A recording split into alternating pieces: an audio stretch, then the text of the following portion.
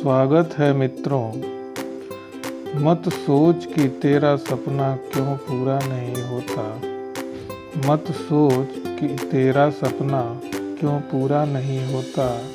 हिम्मत वालों का इरादा कभी अधूरा नहीं होता। हिम्मत वालों का इरादा कभी अधूरा नहीं होता। जिस इंसान के कर्म अच्छे होते हैं, जिस इंसान के कर्म अच्छे होते हैं उसके जीवन में कभी अंधेरा नहीं होता। उसके जीवन में कभी अंधेरा नहीं होता। नमस्कार मित्रों, आप सभी का स्वागत है। आप सुन रहे हैं बेसिक साइंस लर्निंग और हम बात कर रहे हैं विज्ञान के कक्षा 7 के पाठ जंतुओं एवं पौधों में परिवहन के बारे में। आज हम भाग 8 में कुछ निम्न तथ्यों पर चर्चा करेंगे, जिनमें मुख्य रूप से रुधिर बैंक के बारे में है। जैसा कि हमने पिछले भाग में बताया कि रुधिर वर्ग के 4 प्रकार होते हैं।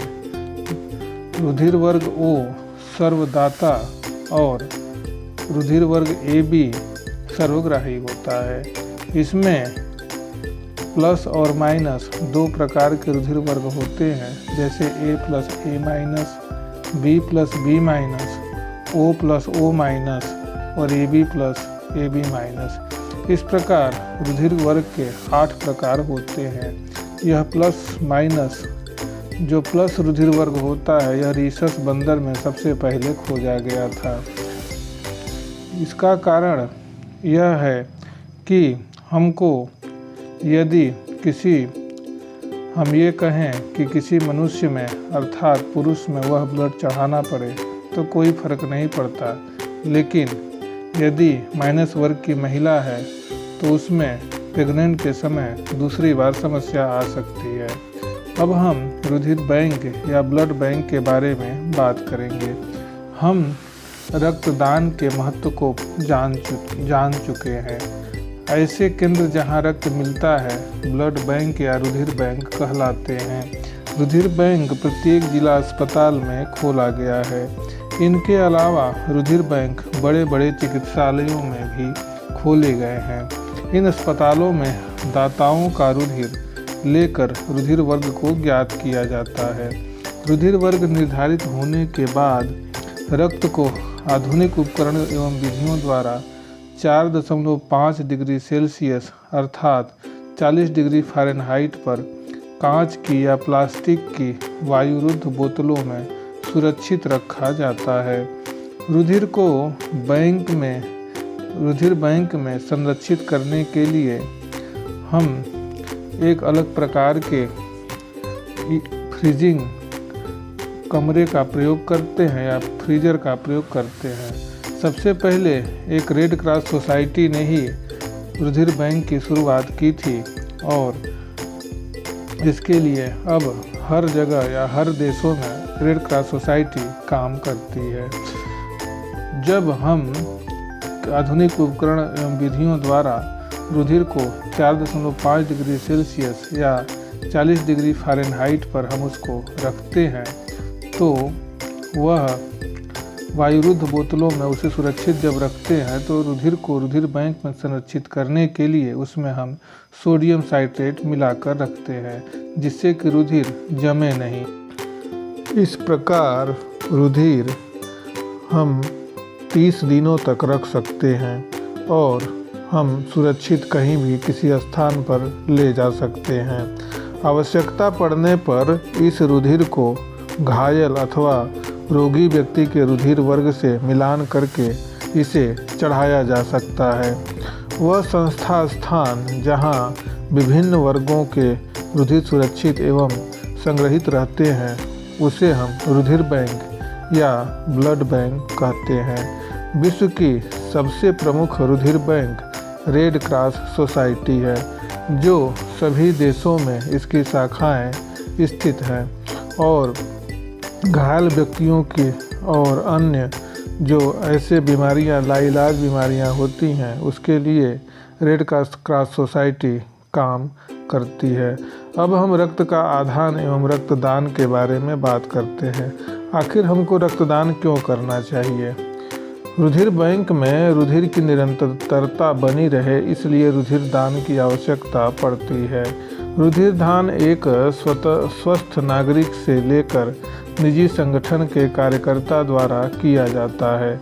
रुधिर देने वाले व्यक्ति के रुधिर का परीक्षण करने के बाद ही हम रुधिर लेते हैं।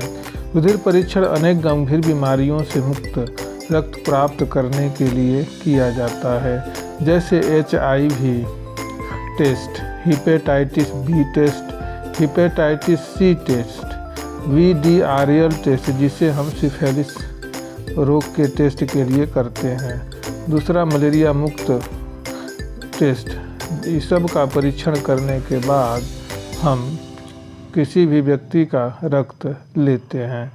यदि इन मुख्य टेस्ट में यदि व्यक्ति धनात्मक आ जाता है या उसका टेस्ट पॉजिटिव होता है तो ऐसे में उस व्यक्ति का रक्त नहीं लिया जाता है। इस तरह विषाणु, जीवाणु तथा प्रोटोजोआ से मुक्त रुधिर ही रुधिर बैंक में संरक्षित रखा जाता है और रुधिर दान के लिए इच्छुक व्यक्तियों से रुधिर लेने के लिए रुधिर दान कैंप भी लगाए जाते हैं, जो कई संस्थाएं मिलकर के ये काम करती है। इनमें मुख्य रूप से रेड क्रॉस सोसाइटी सभी सरकारी अस्पतालों एवं निजी चिकित्सालयों में रुधिर को एकत्र करने की व्यवस्था करती है। एकत्रित एवं सुरक्षित रुधिर आवश्यकता पड़ने पर रोगियों को उपलब्ध कराया जाता है। शरीर में रुधिर की कमी होने से एनीमिया नामक रोग हो जाता है। अतः हमें हमेशा यह ध्यान रखना चाहिए कि रुधिर की कमी न होने पाए। जैसा कि हम जानते हैं कि रुधिर में कई प्रकार के पार्टिकल या कई प्रकार के रुधिर कणिकाएँ होती हैं। यदि उनमें किसी भी प्रकार की कणिकाओं की कमी हो जाती है, चाहे वह लाल रुधिर कणिका हो जिसमें हीमोग्लोबिन उपस्थित होता है, तथा श्वेत रुधिर कणिका जो मुख्य रूप से हमारे शरीर की प्रतिरक्षा प्रणाली को मजबूत करती है, यदि इन सब की कमी हो जाए तब भी हमारा शरीर सही ढंग से काम नहीं करता और हमारा शरीर बीमार हो जाता है। ऐसी स्थितियों में हमेशा हम ध्यान रखना चाहिए कि हमारे शरीर का जो रुधिर का लेवल है वह ठीक रहे।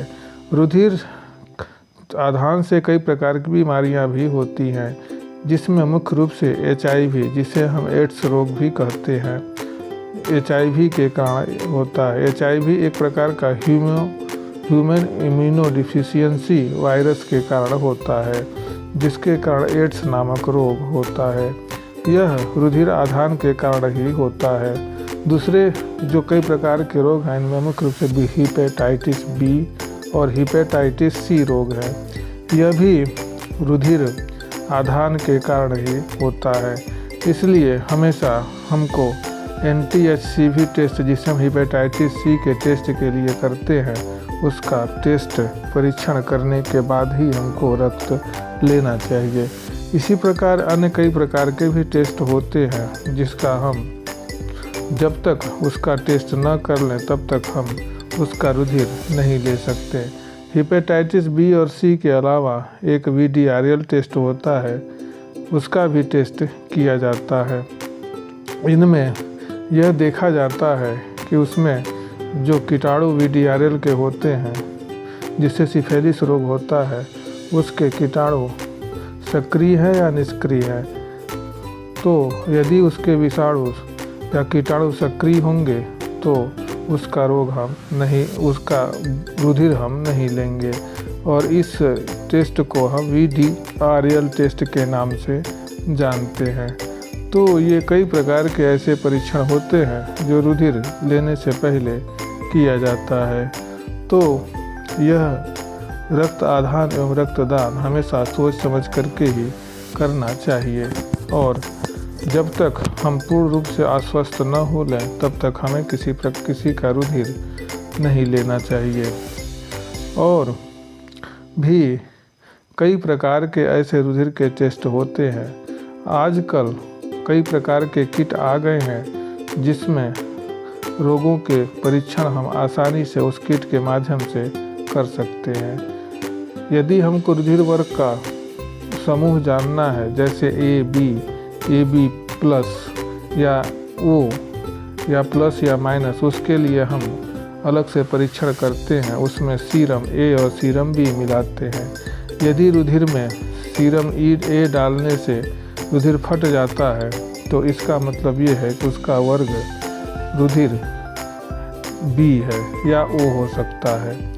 इसी प्रकार हम देखते हैं कि जिसमें रुधिर वर्ग जिस सीरम डालने पर नहीं फटता है वह वर्ग उस व्यक्ति का रुधिर वर्ग हो जाता है। जैसे यदि ब्लड में एंटीजन ए डालने पर नहीं फटा, इसका मतलब उसका व्यक्ति का जो वर्ग होगा वह ए होगा। इसी प्रकार बी, ए बी और ओ माइनस का भी हम जांच करते हैं। मित्रों, आज के इस एपिसोड में बस इतना ही।